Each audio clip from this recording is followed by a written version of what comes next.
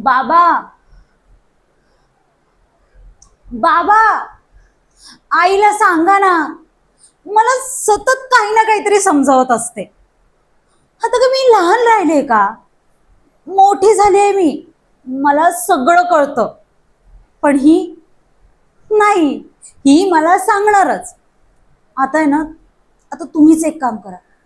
तुम्हीच तिला काहीतरी बोलून आहे ना तिचं तोंड गप्प करा, म्हणजे जरा तरी शांत राहील ती.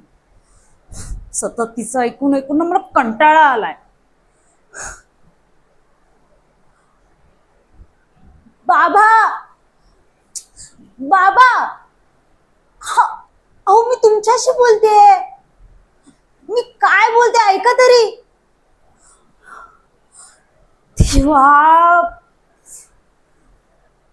तुम्ही तुमचा तो पेपर आणि तुमचा तो चहा, बसा त्या पेपरात डोकं घालून. जातेच मी एकटी बाहेर. शिपाई,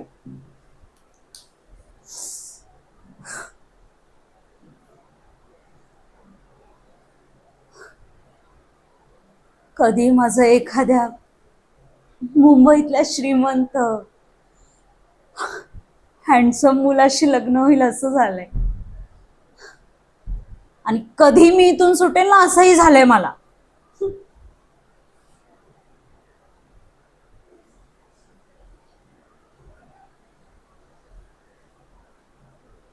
बाबा, ही जान्हवी ताई कुठे आहे हो? नाही म्हणजे दिसत नाहीये. काय श्रीबाई सतत काय आपला अभ्यास करत असते? तिला काय कलेक्टर वगैरे व्हायचंय काय? सतत आपला अभ्यास अभ्यास. जाऊ दे, मी ना जाते, एकटीच जाते आता. आणि हो, सांगा तुमच्या एकुलत्या एक बायकोला, आता मी इथे अजून थोडा वेळ जरी थांबले ना तर येईल लगेच. आणि मग काय झालं, प्रवचन सुरू. मला आहे ना तिचं काडी मात्र इंटरेस्ट नाहीये ते प्रवचन ऐकण्यात. त्यापेक्षा ना मी जातेच इथून. बाय.